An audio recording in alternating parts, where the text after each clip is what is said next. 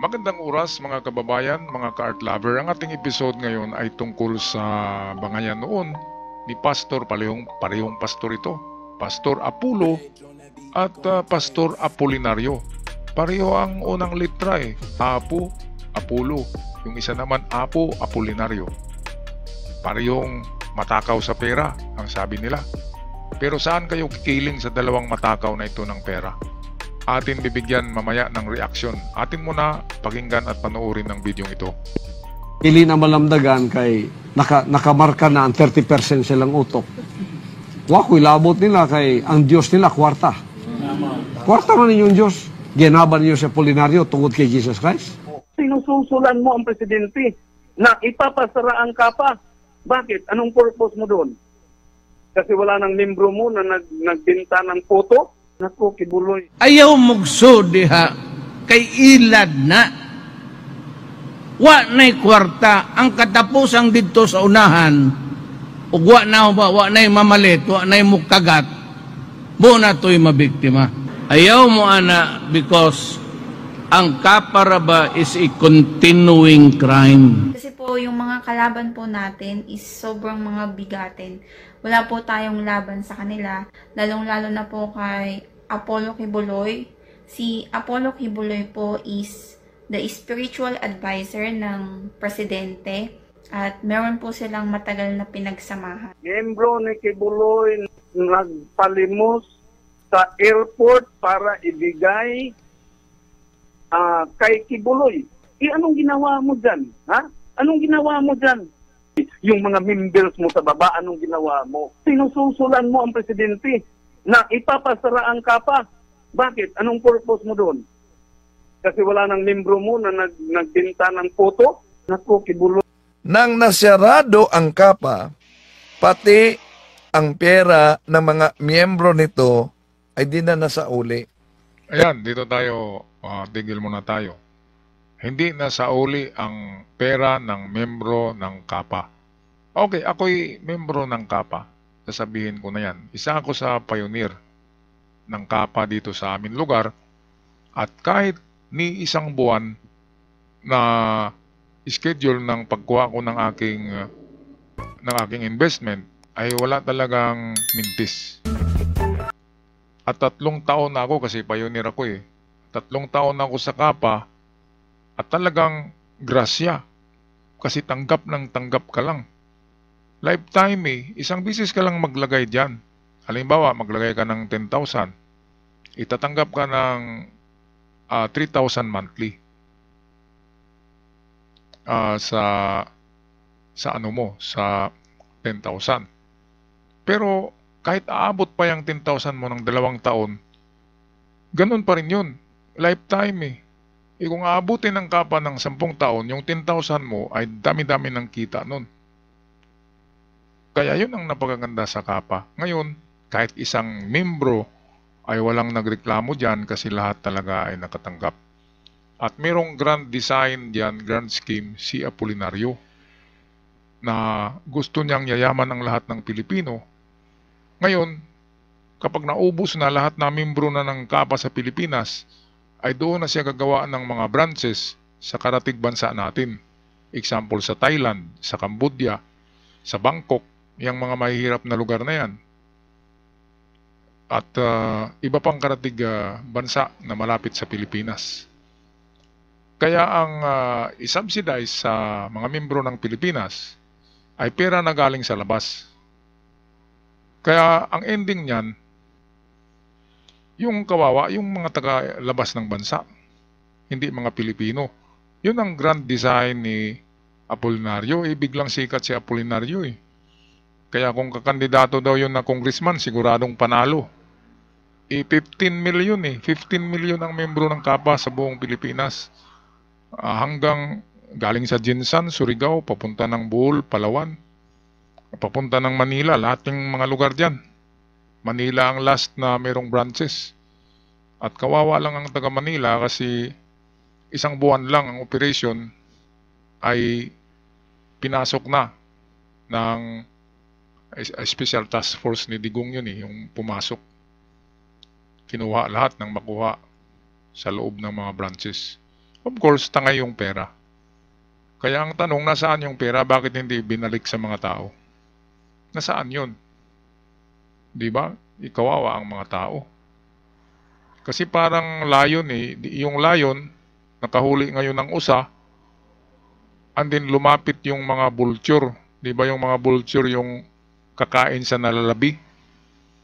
Sa nalalabi ng lion ay aagawin ng mga vulture. Ganon yung nangyari. Dumating ang mga vulture eh. At kinuha lahat ng natira sa mga branches. Yung nadala lang naman ng mga nagbabantay doon sa mga branch, kukunti lang eh. Siguro 1 milyon. Pero ang laman ng branches sa bawat araw kasi dito sa Surigao, ang Kapa branch dito, main branch, ay merong 20 million a day. 20 million a day yan ha. Kasi ang isa diyan na parang official ay kakilala ko, kaya naririnig ko sa kanya, kinikwento niya, na ganun daw kalaki talaga ang pumapasok na pera sa Kapa. 20 million a day. Kasi yun ang peak eh. Yun ang time na peak na pinaka mataas na time na ang dami-dami. Yung maglalagay ng pera doon sa Kapa, naglilinya. Naglilinya, kalahating kilometro. Paliko-liko lang, parang katol. Spiral, paliko-liko ang linya. Pero umaabot sa ibang kanto ng syudad. Grabe. Wala namang uhuli kasi pati pulis, membro eh. Pati mga government officials, membro eh. Ang lalaki ng nilalagay. Kaya protektado si dito eh, si Apolinario. Protektado siya dito sa Surigao. Walang re-raid sa kanya ng mga pulis dito. Kaya ang nag-raid sa kanya ay Special Task Force ni Digong.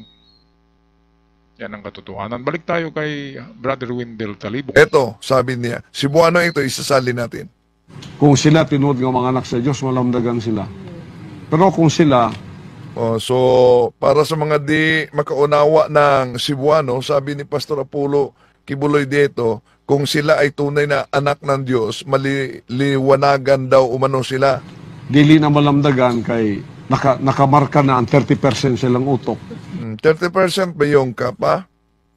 30% versus 10% na koleksyon ni Pastor Apollo Kibuloy. 30% ba yun? Aba, hindi 10% yung kay Kibuloy, 100% yung kukunin ni Kibuloy nakita ng mga manlilimos niya, yung makakalilimos na mga miracle workers. Ang 10% ay sa Iglesia ni Cristo, yung 10% na tithings. Pero kay Kibuloy hindi 10% eh.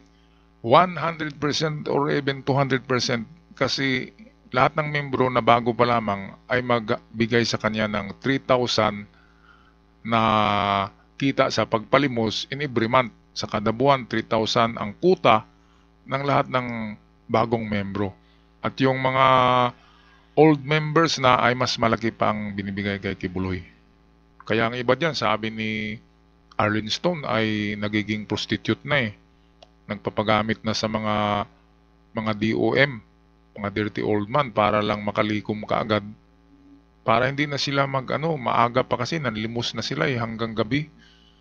Kaya ang style nila ay mag-sugar daddy na lang sila at langhingi na lang sila doon ng pera para ibigay kay Kibuloy. Naku, kawawang mga membro. Balik tayo, Brother Wendell. Ang masauli sa mga nag-envy sa naturang Kapa? Wako'y labot nila kay ang Diyos nila kwarta. Yan, umano.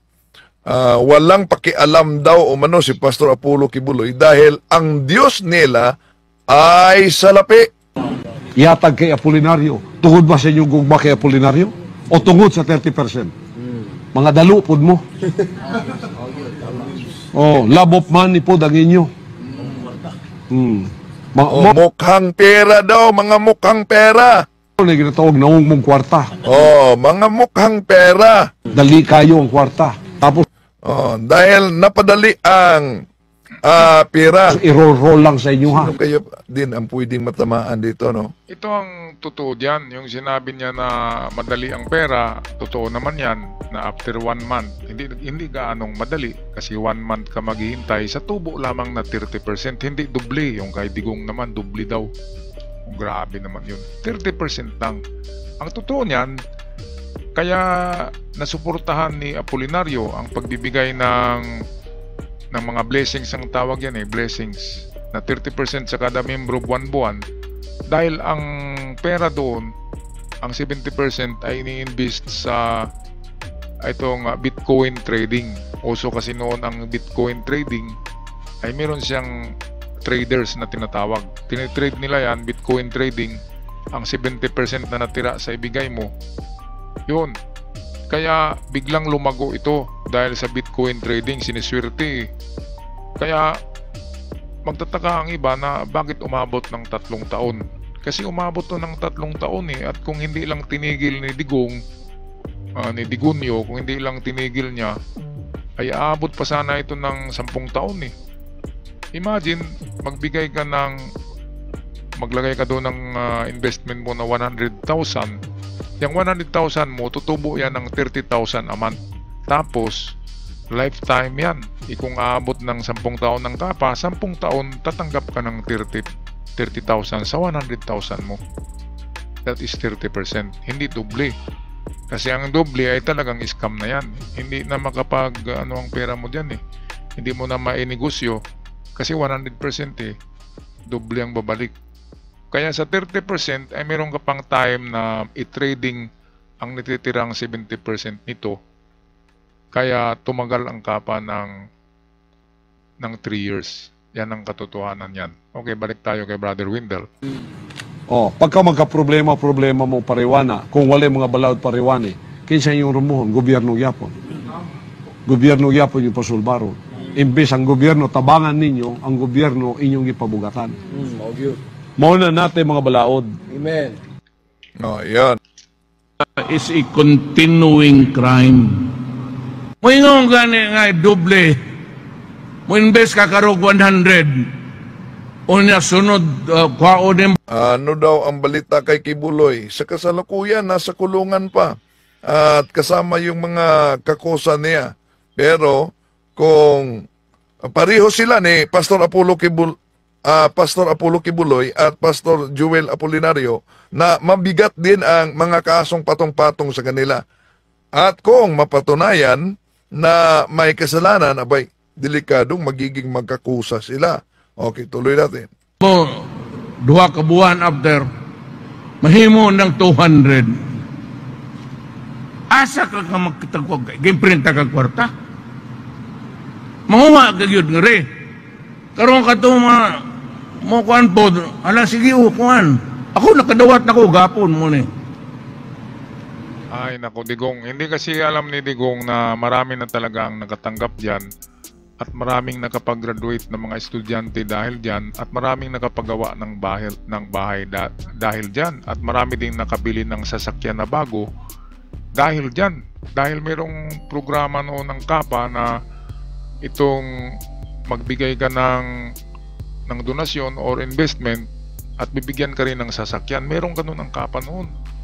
Kaya napakaswerte nga napakaswerte talaga ng mga membro ng KAPA noon. Instant millionaire, maraming milyonaryo dito lang sa Surigao, grabe ang ekonomiya dito, grabe ang mga business establishment, yung mga Jollibee, McDonald, punong-puno palagi yan. Hindi na kasi nagluluto ang mga tao mayayaman Grabe, bili ng sasakyan. Yung kunting na ilagay lang, mga motorsiklo bago. Yung malaking na ilagay ay talagang 4 wheels. Grabe. Ako 3 years ako pero wala ni isang buwan na hindi ako nakatanggap. Walang mintis. Talagang nakatanggap ka. Kaya kung hindi lang yung tinigil ni Digong, ay hindi nyo na ako maririnig na mag-vlog pa dito. Kasi napakalaki ng nilagay ko na investment. At sa 3 taon lang, kung hindi yun natigil, ay grabe na yun. Pwede na akong bumili ng yate at pwede na akong pagawa ng magandang bahay. Yun. Yung kasi ang ko yung yate talaga, yun ang aking dream na magkaroon yan pang retirement. Kaya dito papipiliin ko kayo mga kababayan, mga card lovers. Saan kayo? Kay Apolinario na magbibigay kayo ng 3,000 a month, walang babalik sa inyo. Kay Kibuloy pala, saan kayo? Kay Kibuloy na magbibigay kayo ng 3,000 a month at walang babalik. O dito kayo kay Apolinario na magbibigay kayo ng donasyon at ibabalik niya blessing 30% sa donasyon nyo at lifetime membership. Naguluhan tuloy ako sa pangalan, parehong Apo eh. Apollo, Apolinario.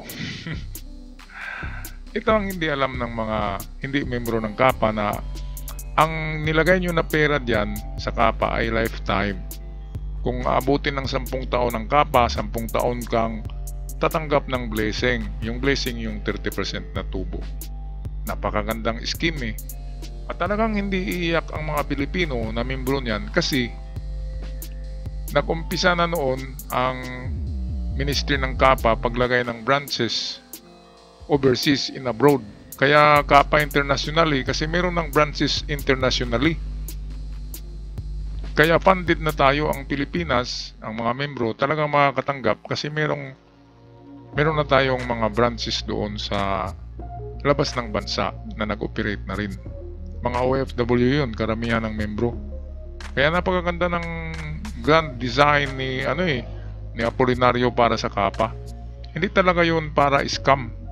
Nakadisenyo yun para yayaman lahat. Pati na rin siya, si Apolinario yayaman. Kung scam lang yun, 1 year na eh. Isipin nyo, bakit umabot ng 3 years? Kung talagang scam ang gusto ni Apolinario.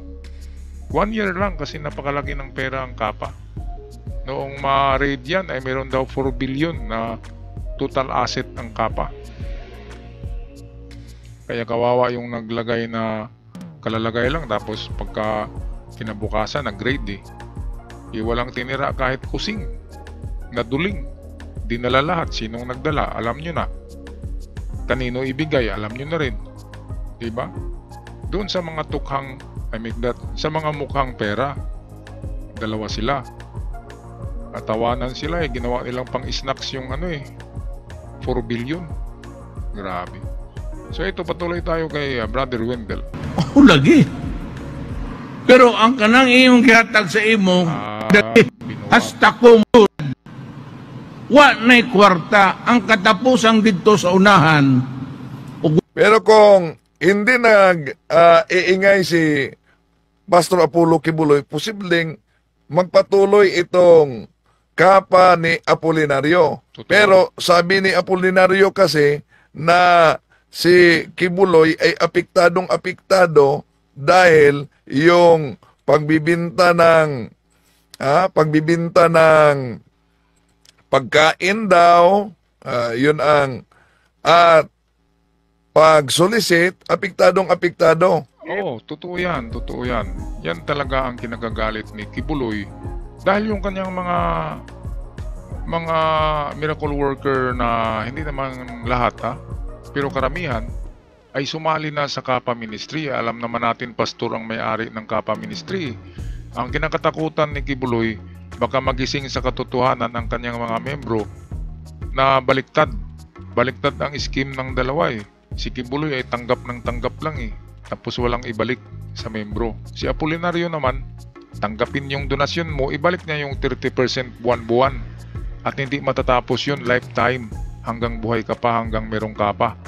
Bibigyan ka 30% monthly. Kaya kayo papiliin ko saan sa dalawang demonyong ito kayo papanig, kay Kibuloy o kay Apolinario ng Kapa. Okay, dito na lamang ako magtatapos mga kababayan, mga ka-art lover, at huwag kalimutan mag-subscribe sa ating channel. Hanggang sa muli, paalam.